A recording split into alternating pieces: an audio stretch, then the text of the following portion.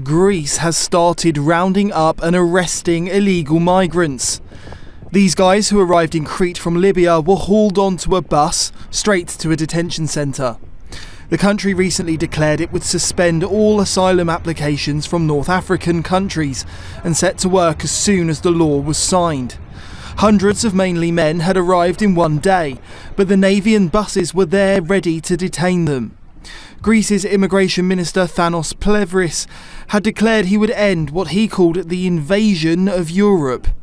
Αυτό που συμβαίνει αυτή τη στιγμή από τη Βόρεια Αφρική και τη Λιβύη δεν είναι ομαλή μεταναστευτική ροή, είναι μια επιχείρηση εισβολής προς την Ευρώπη.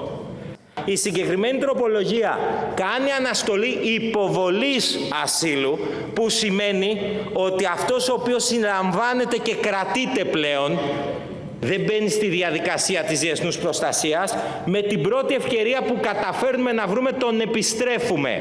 Αυτό λοιπόν αφενός είναι ένας αποτρεπτικός παράγοντας, γιατί γνωρίζουν ότι αυτοί οι οποίοι θα έρθουν τώρα, ενώ έχουν και άλλους διόδους προς την Ευρώπη, στην Ελλάδα θα μπουν σε καθεστώς κράτησης, μη υποβαλής ασύλου και επιστροφής χωρίς καταγραφή ασύλου. Άρα ο δρόμος από εδώ και πέρα των λαθρομεταναστών θα είναι ή η φυλακή ή η έξοδος. Και επειδή βλέπω πολλούς εδώ πέρα... He said his country would no longer be a taxi service or a hotel and that the government would protect the homeland. Το μήνυμα είναι σαφές. Καθίστε εκεί που είστε, δεν είστε ευπρόσδεκτοι εδώ πέρα. Πλέον έχουμε και μια Ευρώπη που μας ακούει. Μια Ευρώπη που καταλαβαίνει ότι το μοντέλο ότι η Ευρώπη είναι ξενοδοχείο και ταξί όσων θέλουν να έρθουν παράνομα πρέπει να τελειώσει. Η ελληνική κυβέρνηση, ο Έλληνας Πρωθυπουργός Κυριάκος Μητσοτάκης θα πάρει όλα τα απαιτούμενα μέτρα για να προστατεύσει την πατρίδα μας από αυτό το οποίο γίνεται. Ευχαριστούμε τον κύριο Υπουργό. Once the bill passed, Plevris said Europe had shifted its attitude on immigration, allowing the country to change tack. Είναι μια απολύτως σταθμισμένη ρύθμιση. Η Κομισιόν έκανε ανακοίνωση που σέβεται. Αυτό που δεν σέβεστε εσείς, που ψηφίζετε σήμερα τη συνταγματικότητα, το σέβεται η Κομισιόν, ότι η χώρα βρίσκεται σε έκτακτες συνθήκες. Υπάρχουν αποφάσεις ανάλογες. Απόφαση ειδικά της Ισπανίας που δέχτηκε αντίστοιχη πίεση στα χαρακτηριστικά της εισβολής, όπως έχουμε αυτή τη στιγμή με τους ρυθμούς στους οποίους γίνονται, και το Ευρωπαϊκό Δικαστήριο Δικαιωμάτων του Ανθρώπου το αποδέχτηκε. Greece is a member of the ECHR, just as Britain is, but the country seems able to disapply asylum conventions, something unimaginable here. Stella Santikidou, who is pro-immigration, said the UK is held to a higher standard. And obviously the Greek Prime Minister has said that, look, Italy and Albania may have been able to have a nice deal where immigrants will be processed in Albania, but that is not really a solution that can be scaled across Europe. So again, what do you do? Well, Stella, so what the Greeks, they've been very clear. They've said, Thanos Plevris has said today, the Greeks, like the rest of Europe, want to help real refugees, but we will not be taken for fools. It is the end of the fairy tale. Those coming to Greece and Europe in incredible numbers are all women and children. They are mainly men, as you've confirmed, aged between 18 and 30, who are economic migrants. We are not a hotel anymore. And Stella, the plot thickens because the European Union are backing Greece on this because, of course, where you are right on the front line is a gateway into the Schengen zone. So, ironically, Brussels are clamping down on illegal immigration in Greece, in Crete, in a way that we can't even dream of back here in Britain.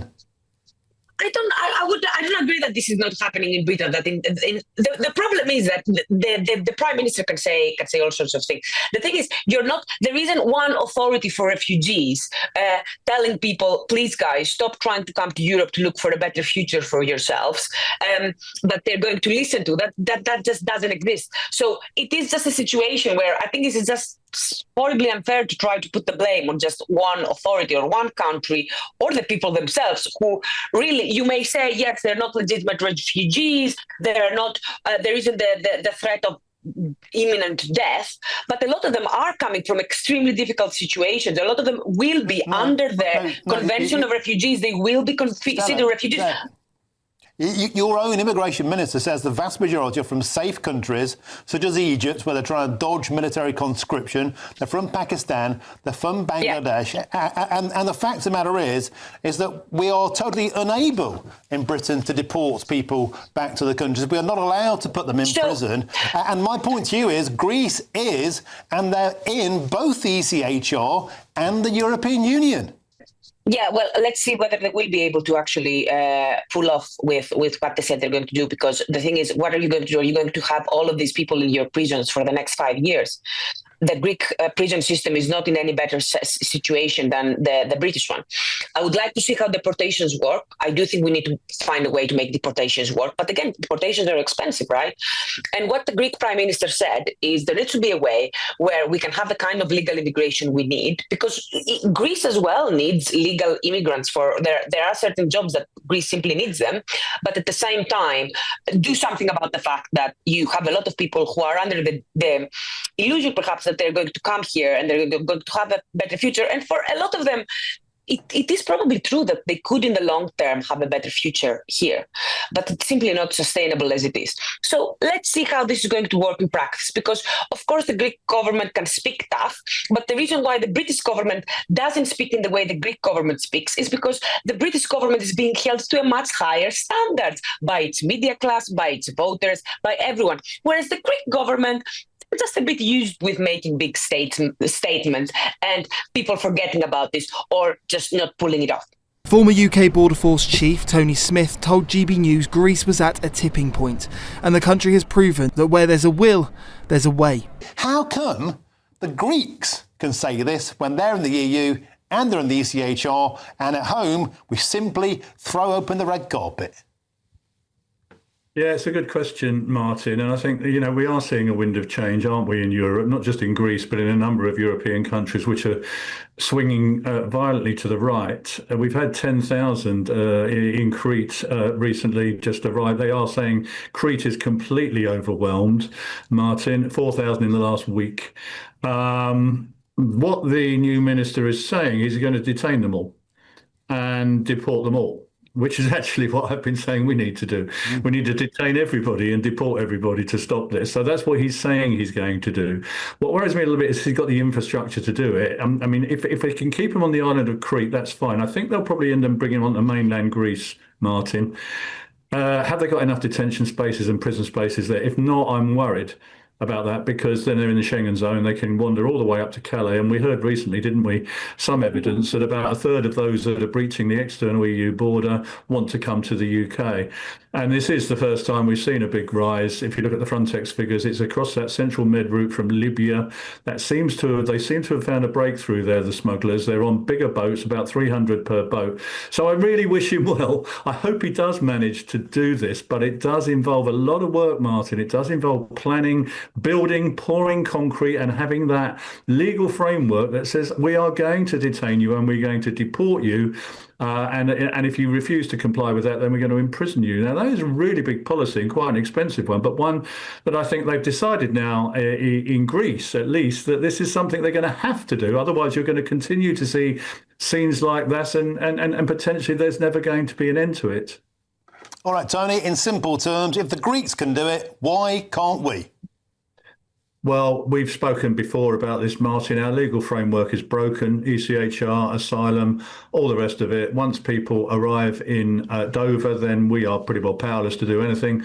They'll be into the asylum system, human rights system, and we know hardly any are being sent back. We could do it, but it does need a really, really bold leadership in this government to say we're going to start pouring concrete now. We're going to build detention centres and more prisons. We're going to detain people and deport people. Greece has battled high levels of illegal immigration since the 2015 wave encouraged by German Chancellor at the time, Angela Merkel.